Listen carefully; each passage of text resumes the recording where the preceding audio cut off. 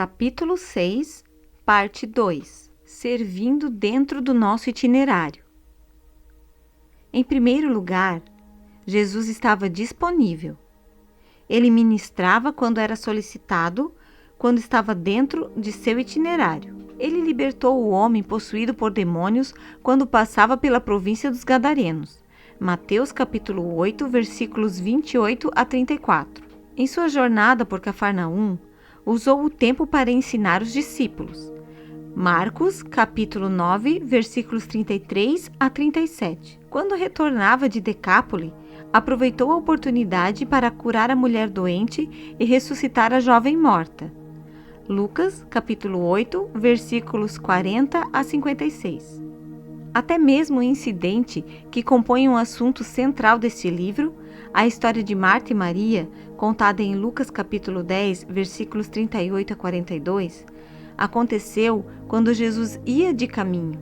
Em vez de se apressar a Jerusalém, para onde rumava, Jesus aparentemente fez uma parada não prevista em Betânia, quando, conforme diz o versículo 38, certa mulher, por nome Marta, o recebeu em sua casa. Esse é o Deus que vem até nós. Quando abrimos nossas vidas, Ele entra em nossos corações e habita em nós. Então, nos convida a nos juntarmos a Ele em sua jornada. E aí entra o nosso trabalho para Deus. Deus não vem para assinar o livro de visitas. Ele vem para nos tornar seus. Jesus observou onde o Pai trabalhava e se juntou a ele. Lembra-nos Henry Blackaby em seu livro Experience God. Jesus por si mesmo não fazia coisa alguma, de acordo com João capítulo 5, versículo 19, se não vir fazer ao Pai, porque tudo quanto ele faz, o Filho faz igualmente. Esse é o segredo do trabalho da cozinha. Em vez de esperar que Deus consinta com nossos planos, sonhos e projetos, ou de tentar impressioná-lo com nossos esforços em sua obra, precisamos simplesmente observar onde o Pai está trabalhando e nos juntarmos a Ele. Quando agimos assim, o serviço da cozinha se torna um prazer em vez de distração. Torna-se um fluxo natural de nosso relacionamento com Deus, em vez de uma obrigação a mais que nos mantém afastadas do que realmente queremos fazer. Quando ministramos em nosso itinerário, todo dia pode ser uma aventura. Nunca vou me esquecer de uma ocasião no inverno, quando voltava para casa após a despedida de um jovem pastor. Ao atravessarmos o leste do estado de Montana, encontramos um desvio que nos tirou da estrada rural e nos levou para uma rodovia suja e cheia de neve. Quilômetro após quilômetro, nosso carro era o único veículo na vasta planície de Montana, com apenas uma cerca de arame farpado para delinear o caminho. Acho que estamos perdidos, eu disse. Não estamos perdidos, John retrucou. Volte a dormir. Como esposa obediente que sou, atendi ao pedido. Não sei a distância que percorremos, mas acordei quando o carro diminuiu a velocidade e entrou em uma pista de rolamento. A única pista que, segundo eu soube depois, John havia visto nos últimos 80 quilômetros. Estamos perdidos, ele admitiu, mas não completamente perdidos. O velho homem que veio ao nosso encontro parecia um pouco desapontado quando John saiu do carro. Era aniversário dele e esperava que o carro visto na pista fosse o do seu filho, vindo de Minnesota para visitá-lo. Mas o homem pareceu se animar quando ficamos. Conversamos um pouco e lhe demos como presente de aniversário um bichinho de pelúcia que comprei na viagem. Havia uma lágrima em seus olhos, mas um sorriso em sua face, quando ele apertou a mão de John e mostrou o caminho para a estrada principal. Creio que quando estamos dispostos a servir como Jesus, enquanto estamos no nosso itinerário, compromissos divinos como esse começam a aparecer subitamente em todos os lugares. E se reservarmos tempo para parar e escutar, encontraremos nosso destino, mesmo quando pensamos que estamos perdidos. Saindo de nosso itinerário. No livro Love Eats a Little Chocolate, Linda Anderson relata: a obrigação pode ser um embrulho adequado para o almoço, mas o amor pode resolver incluir um bilhete de amor lá dentro. O dever manda as crianças para a cama na hora certa, mas o amor dobra os cobertores e distribui beijos e abraços, inclusive nos adolescentes. O dever fica ofendido quando não é atendido prontamente, mas o amor aprende a sorrir e produz a alegria de desempenhar as tarefas. A obrigação pode encher um copo de leite, mas com bastante frequência, o amor adiciona um pouco de chocolate. Essa descrição de amor é uma linda representação do modo como Cristo conduziu sua vida. Por muitas vezes, ele foi além da obrigação e expressou amor em suas ações. Ele saiu de seu itinerário para servir, e creio que deseja que façamos o mesmo. Jesus devia estar exausto naquela noite que vemos resumida em Mateus capítulo 14, há muito tempo. Durante todo o dia, as multidões o pressionavam com suas necessidades, e Jesus deve ter realizado outros milagres nessa ocasião. Por que não dar asas ao nosso pensamento e imaginar os olhos cintilantes de uma garotinha aleijada ao dar o primeiro passo? Ou então, ouvir o brado de alegria da multidão ao contemplar o milagre? Ou quem sabe ver um homem de idade avançada agradecer a Jesus por tê-lo feito enxergar? Foi por esse real motivo que ele veio, para restaurar os contritos de coração e proclamar liberdade aos cativos. Isaías capítulo 61, versículo 1. Mas quem restauraria o coração contrito de Jesus?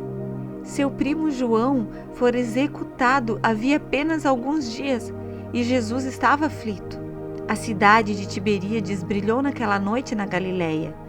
Tochas clareavam o prematuro anoitecer, iluminando o palácio do rei Herodes. Jesus soube que dentro de seus muros havia uma bandeja com a cabeça de seu querido amigo.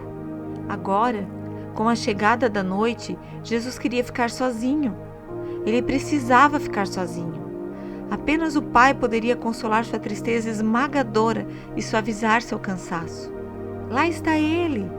Vozes ecoavam pela água enquanto a multidão se acercava do lago. Os discípulos suspiraram. Eles haviam visto a dor nos olhos de seu mestre. E de igual forma, também estavam esgotados por causa das exigências do dia. Certamente, mereciam um pouco de descanso. Vamos mandá-los embora. Um discípulo sugeriu a Jesus. Mas Jesus disse não. Em vez de mandar a multidão embora, Jesus foi possuído de íntima compaixão por ela e curou os seus enfermos. Mateus, capítulo 14, versículo 14. Ele sobrepujou sua própria necessidade e amou aquelas pessoas. Fez o que pôde para ajudá-las. E como se isso não fosse bastante, providenciou o jantar para o povo faminto. Peixe e pão para 5.000. A palavra usada por Mateus para compaixão nessa passagem é splaxonizomai, que significa que Jesus não atendeu o povo por obrigação. Ele os serviu porque sentiu sua aflição. Tão profunda e intensa era sua compaixão, sua splaxonizomai, que Jesus literalmente sentiu em suas entranhas. Ele deixou de lado sua ferida para que pudesse assimilar a dor do povo. Deixou de lado seus desejos para se tornar o único desejo da multidão. Abandonou sua agenda para que pudesse atender a todas as necessidades daquelas pessoas. Essa é a essência do ministério que sai do itinerário.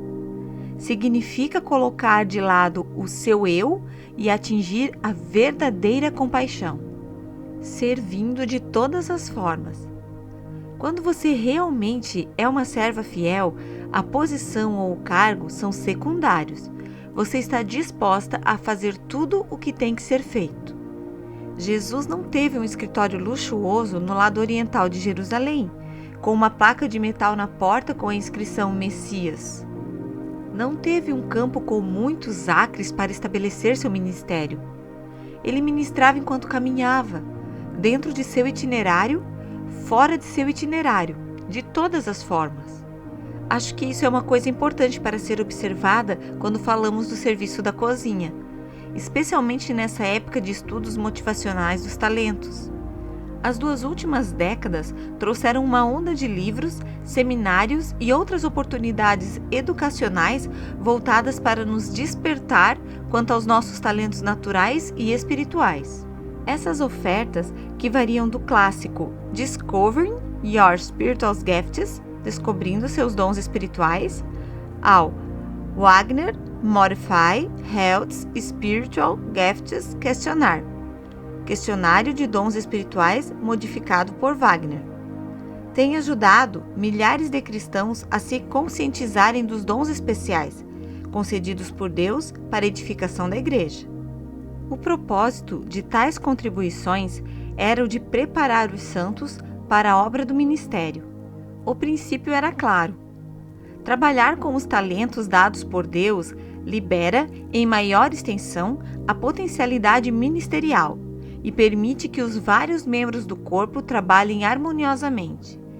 Receio, contudo, que em vez de mobilizar o corpo de Cristo, essa ênfase nos dons seja uma cômoda desculpa para alguns de nós. Nessas circunstâncias, quando as igrejas clamam por cooperadores, temos uma razão espiritual para não ajudarmos. Não é meu dom, podemos dizer piamente, apontando para os capítulos 12 de Romanos e de 1 Coríntios. Pastor, eu gostaria muito de ajudar, mas não tenho jeito com bebês. Não tenho talento para trabalhar com os adolescentes. Não tenho talento para trabalhar com asilos. Sou um pregador, você sabe, não limpo banheiros. Quando a fumaça verbal finalmente se dissipa, uma pergunta ainda permanece: qual é exatamente nosso verdadeiro dom? Não quero diminuir a importância de compreender nossos pontos fortes e fracos. Há muito para ser aprendido sobre os dons ministeriais concedidos por Deus à Igreja e sobre a nossa parte no corpo de Cristo, conforme Romanos 12. Ademais, é como já falamos antes, uma necessidade não é obrigatoriamente um chamado, e ninguém é chamado para fazer tudo. Por essa razão, devemos começar sempre na sala de estar, passando um tempo com Deus e perguntando-lhe o que quer que façamos. A descrição bíblica dos dons e os lembretes de servir prudentemente nunca foram desculpa para escolhermos as atividades mais confortáveis e convenientes e ignorarmos as demais. Afinal, o mesmo capítulo de Romanos, que nos relaciona com dons ministeriais, também esclarece que todos nós somos chamados a servir, independentemente de nossos dons específicos.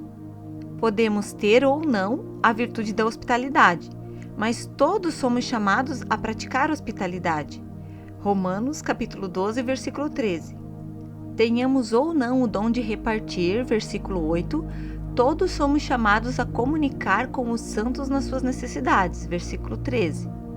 Em vez de escolhermos e optarmos por oportunidades ministeriais, considerando unicamente nossos talentos e interesses, escreve Jack Howell em Discipleship Journal, somos instruídos a nos entregar inteiramente à obra do Senhor.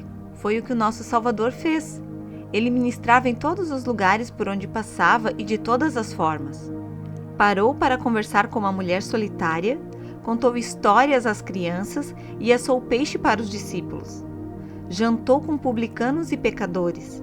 Até mesmo chamou um deles para descer de seu esconderijo em uma árvore com o fim de compartilharem da comunhão, koinonia. Em vez de guardar sua vida, Jesus a entregou. E Ele nos chama para fazer o mesmo. Quando nos entregamos para sermos usadas por Deus, não temos sempre que escolher a ocasião, o método ou o lugar de servir.